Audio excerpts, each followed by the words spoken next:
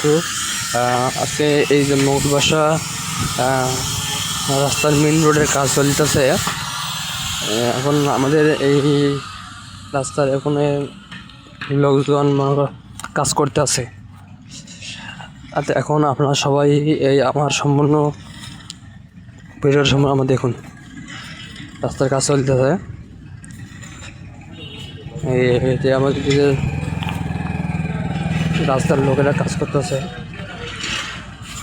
এখন আমার সম্পূর্ণটা দেখুন দেখুন খুব সুন্দরভাবে রাস্তার কাজ চলতেছে, খুব সুন্দরভাবে রাস্তার কাজ চলতেছে।